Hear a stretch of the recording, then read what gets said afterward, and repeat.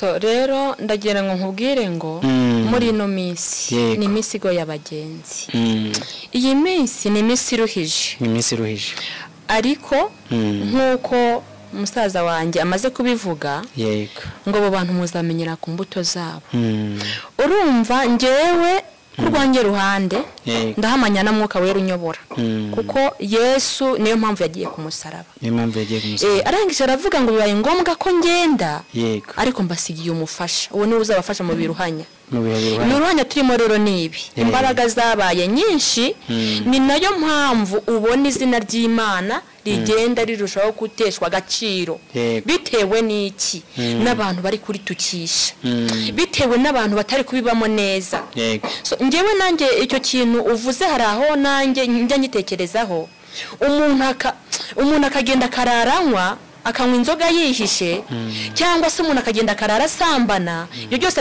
akabikora yihishe bwacya akambara ikoti na karovati ngagiye guhanura yego we so ubwo rero no kuvuga ngo ni rya jambo rivuga ngo nzahagarara ku bitugu by'abapfapfa n'indangiza mvuge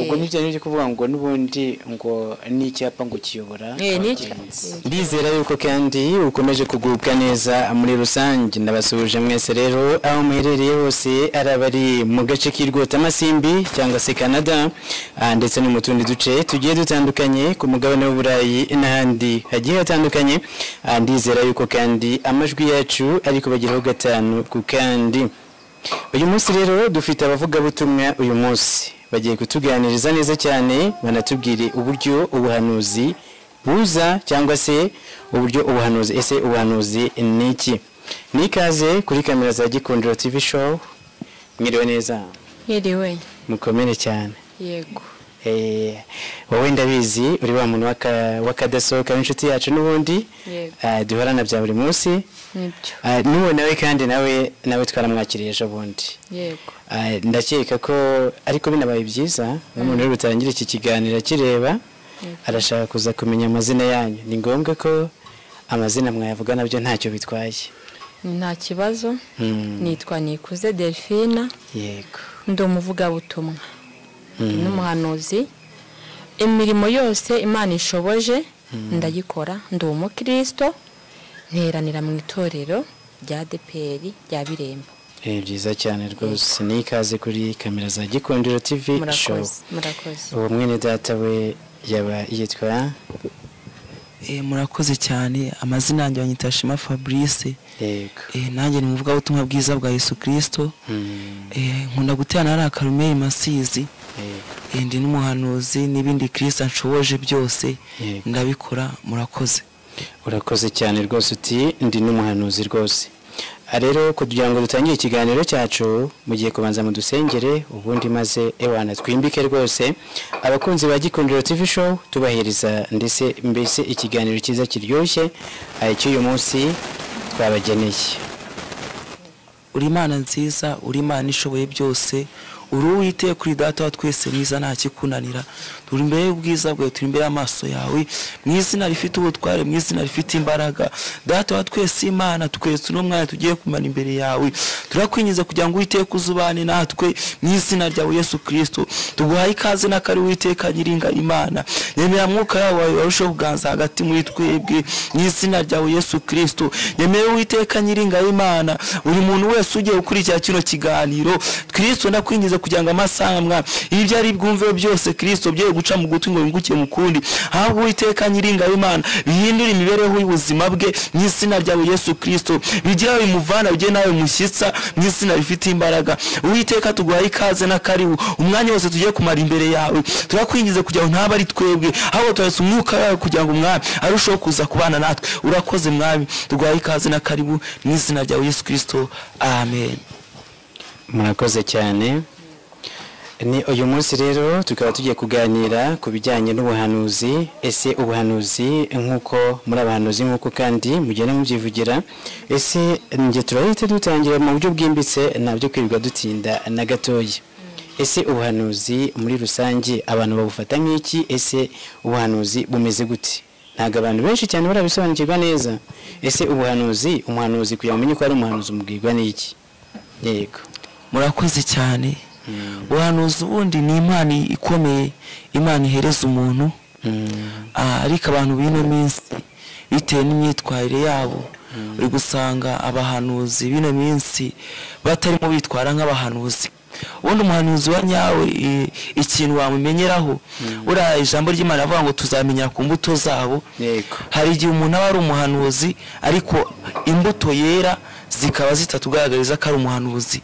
Ariko ubundi umuhanuzi wa nyawe yagakwiye kumenya uko agenda. Ubundi niba ari umuhanuzi n'imbuto yera zikaba zatugaragariza ko ari umuhanuzi. Nabona umuhanuzi uhanura uyu munsi na ahantu yari mu rusengero, cyangwa se uyu munsi yahanuye ari ahantu henshi hari abantu aho bamureba, ariko yagira hanze imbuto ze ntizitugaragarize ko ari umuhanuzi. Mwene uwo nguwo ubundi tumufata nk'abo atari umuhanuzi, ariko nyine niba abahanuzi y'ubuno Bibiri yute ivuga. Ubundi umuhanuzi wa nyawe yagakwiye kwera imbuto zikwiriye abihanye, akiraza mbuto ziri mu Bagalatiya. Naho ubundi umuhanuzi wese utera imbuto uwo nguwo ntago ari umuhanuzi. Naho ubundi abahanuzi ino minsi barimo barasanga bitwara uko bashaka, gasanga umuhanuzi barimo bahanura kugira ngo barebe. Ariko ubundi ngewe uko nabwira abantu bahanuzi, ubundi umuhanuzi akwiye kugira uko yitwara, akamera mbega nyine ibikorwa akora n'imirimo ye n'imibereho ya buri munsi ikamuhamiriza ko ari umuhanuzi. Ubundi ye ku buryo uwo utarinze kwihamiriza, ahubwo imirimo yawe ukora n'imibereho yawe n'imigendere yawe ikaba yaguhamiriza kuri umuhanuzi. Murakoze. Yego. Akandi kibazo k'amatsiko ngira, ese umuhanuzi atandukaniye na bano bantu bakiza? Umuntu tuvuge nk'urugero, umuntu ashobora kuza akabona nk'umuntu wenda yarwaye gutya, agahita amukoza intoki gutya bisanzwe, ubundi umuntu agahita akira. Ese izo mpano zitandukanye gute? Impano y'ubuhanuzi nk'uko nabivuze ni imana ikomeye Kristo aguhereza. Ni impano ushobora Kristo ashobora guhereza, ariko ukajya ukoreshwa na mwuka wera. Na mwuka wera. Kwa kundi umuhanuzi ashobora gukoraho bitewe n'indwara urwaye runaka, haba kanseri cyangwa se izindi ndwara z'ubwoko bwose, ukaba wakira. Wa mwuka wera uri muri wowe, wa undi, kuko Kristo ajya kujya mu ijuru yavuze ngo ntago mbasize mwenyine, ahubwo mbasigiye mwuka wera uzazubana namwe mu byo mukora byose. Bya bikorwa dukora ukarambika ku kiganza ku muntu agakira bitewe n'indwara arwaye, wa mwuka we uri muri wowe no kwizera kwawe nibyo bitera Imana gukora. Bivuga ngo buri muntu wese agira mwuka wera. Ku buryo buriya nuvuga ngo isaha n'isaha mwuka wera ashobora kumutungura agakora pe, yizeye ibwe ku giti cye. Kuri icyo ngicyo buri muntu wese, ubundi umuntu ufite mwuka wera, umuntu wese ukimara kwakira Kristo nk'umwami n'umukiza w'ubugingo bwe, akimara kumwakira, ya mirimo yakoraga n'ibitayesheje Imana agaciro akayireka, akakira Kristo nk'umwami n'umukiza. Kuko namaze kumenya yuko mwuka wera ntago ajya abangikanwa, kandi mwuka wera ntabwo ajya aturana n'icyaha. Ikindi mwuka wera, mbega hari abami babiri kuri ino si bariho, hari Kristo hari na Satani. Ntabwo mwuka wera yajya mu mutima urimo ibindi bintu bibangikanye, kuko mwuka wera ntago ajya abangikanwa n'ikindi kintu. Umuntu wese wakiriye Kristo nk'umwami n'umukiza ntagira ikindi kintu abangikana mu mutima we, uwo nguwo wese aba afite mwuka wera. Rwose. Nibyo umero mama pasiteri gato mwibariza akantu gato. Mama pasiteri karame, rero buriya rwose pe, uyu munsi ntabwo uri bunyire. Uyu munsi ndaguhata ibibazo pe. Nta kibazo ndasubiza. Hagati ahangaha ariko buriya ni ukuvuga ngo bajya baca umugani ngo abantu batigita bose siko bahanura, cyangwa se ngo siko bavuga ibintu bisobanutse. Ese bariya abantu koko umuntu yabatandukanya gute we? Ubu tuvuge nk'urugero, ubu tuvuga nawe turi mu rusengero, ukajya kubona ukabona nka hano gutya hari undi muntu rwose uvuze uti Imana iramanutse, undi hano nawe ukabona undi ati yewe Imana iri gukomanga rwose, iri karibu rwose. Ese buriya ntabwo bashobora kunyuranya? so rero ndagira ngo nkubwire ngo muri ino minsi ni iminsi igoye abagenzi. Iyi minsi ni iminsi iruhije, ariko nk'uko umusaza wanjye amaze kubivuga, ngo abo bantu muzamenyera ku mbuto zabo. Urumva njyewe kurwanjye ruhande ndahamanya na mwuka wera unyobora, kuko Yesu niyo mpamvu yagiye ku musaraba. Arangije aravuga ngo bibaye ngombwa ko ngenda, ariko mbasigiye umufasha, uwo niwe uzabafasha mu biruhanya. Ibiruhanya turimo rero nibi imbaraga zabaye nyinshi, ni nayo mpamvu ubona izina ry'Imana rigenda rirushaho guteshwa agaciro, bitewe n'iki n'abantu bari kuritukisha, bitewe n'abantu batari kubibamo neza. So ngewe nanjye icyo kintu uvuze hari aho nanjye njya nyitekerezaho, umuntu akagenda kararanywa akanywa inzoga yihishe, cyangwa se umuntu akagenda karara sambana, ibyo byose akabikora yihishe, bwacya akambara ikoti na karovati ngagiye guhanura. So ubwo rero nukuvuga ngo ni rya jambo rivuga ngo nzahagarara ku bitugu by'abapfapfa n'indangiza mvuge. Ubwo nibyo nibyo kuvuga ngo nubundi ngo n'icyapa ngo kiyobora abagenzi. No kuvuga ngo ubwo ni nka bya bindi Yesu Kristo yavuze ati aruvuga ngo tubwe niba umuntu atari mu kiranzo akavuga ati ntukarebe ibyo nkora, ahubwo wowe uzumva ibyo mvuze, nubasha gukizwa uzakizwa. Ariko utagendeye ku byanjye nkora bya buri munsi. Muri make nuko biba bihagaze. Iza mpano zirakomeye koko. Ko zikomera. Zirakomeye cyane.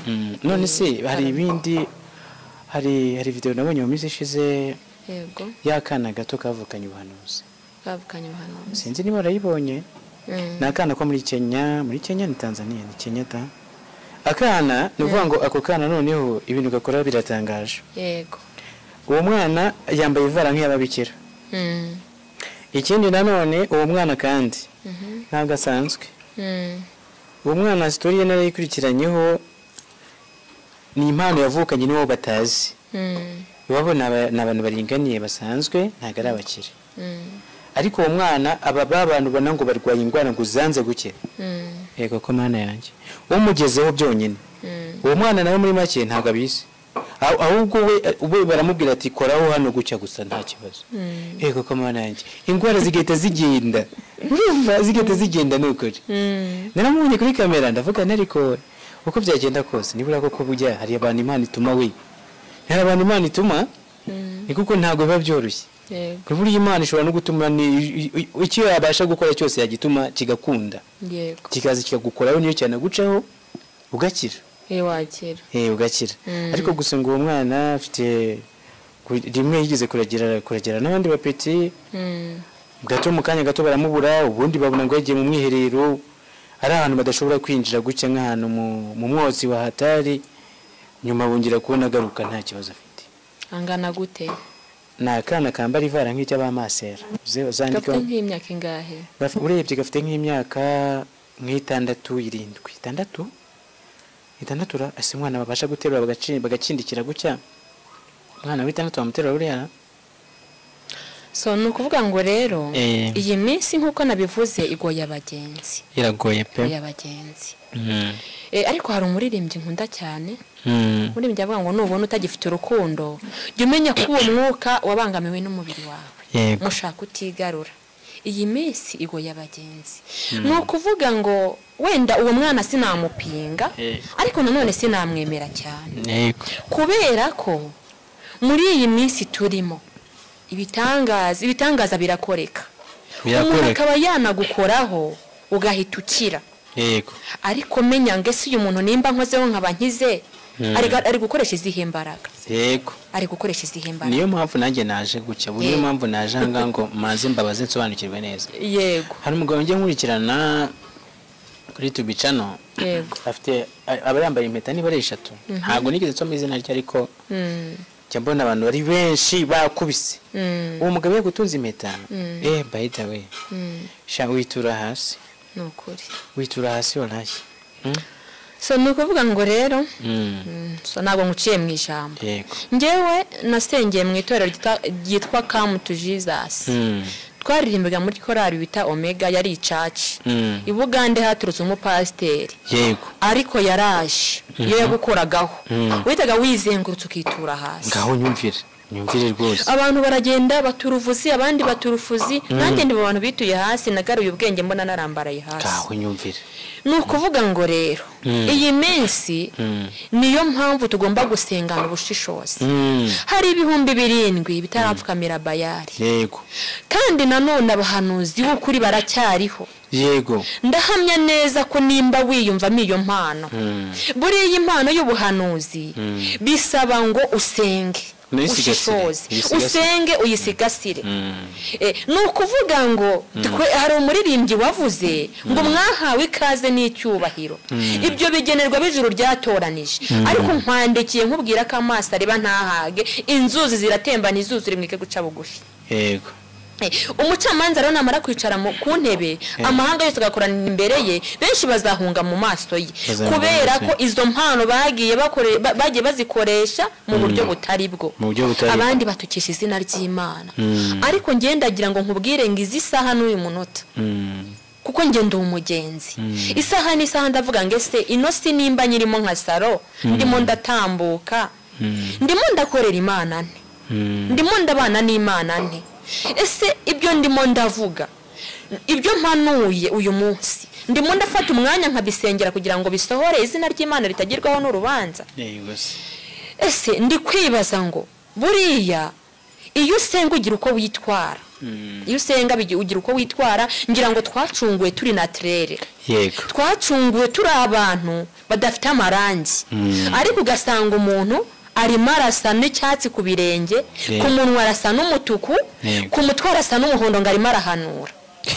eske izo ubwo ntago ari ubuhanuzi nge ntago nabwemera ahubwo abantu bagire bisubiremo bamenye ngo Imana irera izabana n'abera umenye ngo nimba ndimo ndakora uyu murimo reka ngere mu kirenge nk'iko Kristo yabashije kugira gute yabashije kugeramo reka nsingire icyo Kristo yamfatishije ubwo azampamagara nzabe mpagaze hehe nzabe mpagaze ku bice tureke kwitiranya ibintu niyo mpamvu ubona izina ry'Imana ririmo riratukwa yego rwose umuntu arimo ajya ku ruhimbi akahagarana ibyaha yarangiza akajya ngo Imana iravuze ubwami bw'Imana buratwaranirwa kandi intwarane zibujyamo zizabugishamo iki imbaraga sibyo rero dushishoze turebe ngo isize impano turimo turakora Yesu ni impano nyinshi yaduhaye kandi zitandukanye buri wese iyo yahawe akwiye kuyikoresha neza kandi tuyoboye na Mwuka Wera sarasho kutugendekera neza hagati yangaha arondi mu profete nabonye yego yigishaga kuri channel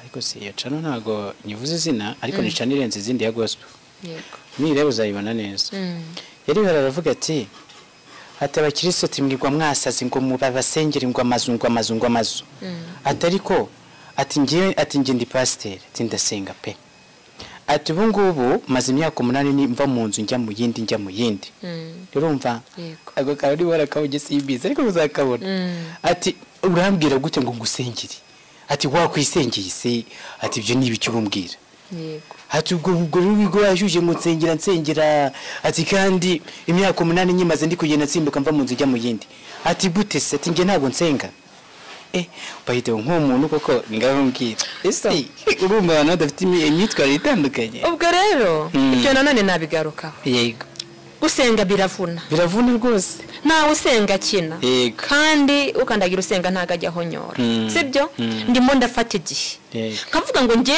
ntegereje byasezeranijwe ndimo ndagerageza kwicisha bugufi ubu uri muragenda uragiye ufashe inzoga uranyweye wifashe ukutari ufashe minu urambaye ukiza ubwambure bwawe hejuru ariko ngewe ndaharanira guhindira umushyitsi imbere ya Kristo umwana wawe afashwe n'abadayimoni uje wirukanka ngo nge ningusengere harya urumva bidahabanye ariko bamugani biratandukanye ariko gusa wenda kubera yuko Imana yagiye ifasha benshi batandukanye igafasha babandi ibona ko batari bakwiriye gufashwa yego nuvuga ngo Imana uribuka ko Yesu igihe yajyaga kwa Zakayo ahantu handitse ngo yaje kwasanga umukobwa warihabara yego uwo mukobwa ariko akaba yaracirirwagaho imigani yuko yakoraga umwuga nyine ino myuga y'aba bakobwa nyine bagenda banditse ubwambure nyine nawe urabyumva. Yego.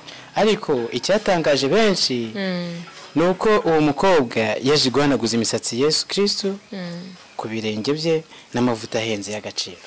Yego. Ariko buriya ruvango bo baribaje bati kuki uyu munyabyaha yakoze ku birenge bya Yesu, kuki Imana itamwigijeyo twe dukiranutse tukaba tugaramya ahangaha. Ni ukuvuga ngo byibura wenda umuntu ashobora kukugana ukarenzaho ukavuga uti n'ubundi ni Imana yampaye Imana, reka nikomereze. Reka rero nkubwiye, reka muhereze rwose yiri kuyikomereze mbese nyine. Urabona izi impano twahawe ibanuzi nitudayikoresha neza tuzarimbuka. Ariko nanone twebwe turi abantu. Yesu yasamwe ku bwa Mwuka Wera. Ngira ngo ari no kumusaraba yaravuze ngeri masina gitani Imana yanjye impamvu ntereranye n'iki kidata nimba bishoboka igikombe cy'indenge. No kuvuga ngo rero nkanjye nk'umwana w'umuntu wambaye inyama n'amaraso, sibyo? Ntago biriya bintu Kristo yakorewe ngenda bashaka kubishobora. Niyo mpamvu rero twebwe nyine turi abantu tugendana kamere, ariko cyane cyane turamutubwira Kristo ngo kamere zacu zitsikamire zizigaragara mu maso cyane kugira ngo izina rye risho guhabwa icyubahiro. Yego. No kuvuga ngo rero no minsi ngewe urugero wenda ngende umuhanuzi sinurugero ndiwe. No kuvuga ngo nimba umuntu ambonye hiye impano araca hasi no hejuru kugira ngo anzimye. No kuvuga ngo uwo muntu naza ashaka kunzimya nange mfite amaso Umwuka yampaye nzakwepa nyureho nigende cyangwa bibone mbibone. Mbibone. Ariko tukira aho ngaho yego hari akandi kantu ngo hari abandi bahanuzi baza urumva bagatwara impano z'abantu. Rero buriya wenda nk'urugero wenda nge nsenga gakeya ntabwo ndaba umuhanuzi, reka n'imbere y'Imana irabireba. Ariko uko byagenda kose hari abaza bakoropa impano z'abantu bahanura. Ibyo bintu murabizi? Akaza akagukora impano hehe no kuzongera kuyirota. Umva akagufata mu gahanga nuko umva nongere no kurota. Ibyo bintu ni ibiki Mwuka byarama? Ibi bintu rero navuga erega ingabo za Satani ni nyinshi. Ni nyinshi ku buryo ibi bintu byakomeje kudukurikirana. Ni kwa kundi buri asa Rusuferi yari marayika wari ukomeye mu ijuru, ariko yashatse kumenya ukuntu Imana irema umuntu igashyiramo Mwuka. Imana ibibonye iravuga ati hoya ntago ndamure mu bireba, ariko gushyira mu Mwuka ntago nabikwereka. Arigaragambya. Amaze kwigaragambya Imana iramufata imujugunya hehe? Imujugunya hasi. Ibyo rero nibyo byakomeje kudukurikirana. Niyo mpamvu nange yari igihe umuntu yigeze kuza arangije arambaza ngese yaraje ndamusengera arangije arambaza ngese ko wahawe impano kiri umwana iyo bigiye kuza bizo byumva biza biti nahise numva ariko mbaza ikintu gikomeye. Ngewe ndamugira nti rero nanjye uko biza ntago mbizi gusa icyo mfa nuko Imana yampaye umurimo kandi nkaba nkukora. Yona yanga azaya guteje umwe. Mbikora mbikunze niko kwambara nkakiranuka muri byose nkambara imirimo. Kandi nubwo bimeze gutyo nahaga abantu bose bakugannye ariko basubiza inyuma. Reka dufite amaso turareba. Niyo mpamvu tudakora uko dugegeresha ibyasezeranijwe. Niyo mpamvu umwambaro wacu tuwubika neza. Hari byinshi twihanganiye ariko hari byinshi nanone tureba. Imana duhana umugisha. Ariko uko byagenda kose buriya ikintu kirimo Imana ngo ntago kiye kiba kinini kandi ikindi ishatse kuguhera ngo yeba kantu gato cyane mu masegonda make bihinduka ibitangazo cyane. Ariko uko byagenda kose uwizera Yesu n'umukiza azahabwa ingororano ze cyane, nta kundi pe niko bimeze. Uwo muhungu wacu ari cyari bwongereho se ko tugiye kugana ku musozo ho gato. Yego. Hari icyo yakongeraho? Yego murakoze. Ngiye icyo nakongeraho ni ukubwira abantu bakarushaho kwizera Imana bakayisengera mu kuri no mu Mwuka. Uko buriya iyo umuntu asenga Imana uyu munsi ukabona ari umukristo ari mu rusengero ukabona ni umukristo ariko yagira hanze ugasakabona imirimo ye ihamanye na bwa bukristo, ibyo ntabwo biba bikwiye. Ijambo ry'Imana ryambwiye ngo dore ndaje vuba kandi muzanye ingororano kandi je guhemba buri muntu wese ibikwira ibyakoze. mu by'ukuri Yesu ubwaje kandi azanye ingororano naza kugura buri muntu wese azamuye ibikwiriye ibyo yakoze nk'uko igiti cyera imbuto zacyo ni nako buri muntu wese azahabwa ingororano ze abantu benshi cyane nk'uko mushiki wanjye yabivuze barimo bajya mu rusengero ugasanga n'umuhanuzi arimo ahanurana ibyaha ugasanga n'umuvugabutumwa arimo abwiriza ibyo adakora ariko Kristo aravuga ngo dore ijambo ry'Imana aravuga ngo dore ndaje vuba kandi ngo nzanye ingororano abo bantu bose ijambo ry'Imana rirambwira ati ngo byose nzabishyira ku mugaragaro ngo uko bikurikirana rero nababwira ino message yo gukorera Imana bayitinya kandi bagasengera data mu kwino mu mwuka kuko Yesu araje niba anatinze urupfu rwo ntago ryute ntabwo rutinze kuko tuvugana hari abantu benshi cyane bamaze kugira hashishikirwa hari abantu benshi cyane bamaze gukora impanuka hari abantu benshi cyane bageze hano bati bisaze n'abatazi uburyo bahageze nawe rero ntabwo uzi niba akanya karibuze aho wagakwiye kuba uri mu by'ukuri wagakwiye gukizwa nk'umuntu uri upfe none ahangaha kuko iyi saha ndimo ndabwira abantu cyane ngiyi saha urimo aka kanya niyo yawe ntabwo uziri bukurikiyeho niba ari iki niba ari yawe rero nakubwira wowe ukurikiranye buno butumwa nakubwira guhora ukizwa kandi ugahora wiyegereza Imana ugasengera data mu kuri no mu mwuka kandi buri muntu wese akagira guhamya muri we nkuko Saduraka Meshaki na Abedinego bahamije Imana bakanga kubarira ibishushanyo bya Nebukadinezari mu by'ukuri rero buri umuntu wese usengera data mu kuri no mu mwuka yagakwiye kubikora bikunze kandi akabikora afite ishyaka agasenga Imana nk'umuntu urapfa uwo munsi nakorera Imana nk'umuntu uzapfa ejo agakora Imana nk'umuntu urapfa uyu munsi murakoze yego none tukiganira gato wabonye wiga guhanura cyangwa se wenda ubona ubuhanuzi wabonye ufite imyaka ingahe katubona ari mutoya njyewe Kristo agiye anyitangira guhanura yego Yesu ubwiye yamaga ino mpano nari mfite imyaka 13 ufite imyaka ingahe ubu nuje 17 yo uracyari muto disi iyo mpano rero uzayisigasire ko niko kuri zirinde abantu bakora mu mpanga z'abantu kuko uriya uko byagenda kose Imana izabikurinda mbese nyine ukomeze wamamaze ijambo ry'Imana nk'uko bisanzwe amen nuko rero ubu numva turi kugera ku musozo ariko buriya reka tunasoze nababwira ngo rero mwasoza dusenga ariko kandi ikindi nanone kandi mwakoze kuza gushyigikira Gikundiro TV yacu inkunga nabisabira no kuyisengera ikazamuka ikajya mbere maze ubundi ukumva ukuntu Yesu agira neza amen uri Imana nziza uri Uwiteka Imana ishoboye byose uri Imana yo kwizerwa no kwiringirwa uri Imana ivuga bikaba wategeka bigakomera mu izina ryawe Yesu Kristo uri data wa twese mwiza nta kijya kikunanira Uwiteka nyiringa Imana we waremye isi n'ijuru Uwiteka ukadendeza inyanja mu izina ryawe Yesu Kristo turagushimye tuguhaye icyubahiro mu izina rifite imbaraga Uwiteka mwa magambo yose tuganiye turi imbere yawe turi imbere y'ubwiza bwawe Uwiteka nyiringa Imana turakwinginze kugira ngo Kristo nukomeze kubana natwe bino biruhije abagenzi mu izina ryawe Kristo dusabye imbaraga zawe dusabye kugirirwa neza nawe dusabye umwuka ramwa mu izina ryawe Yesu Kristo nudufata uko kudukomeze ayiwe data wa twese Imana twebwe tugufashe twakurekuza ariko Uwiteka we turakwingize kugira ngo udufate udukomeze uduhe imitaka mu izina ryawe Kristo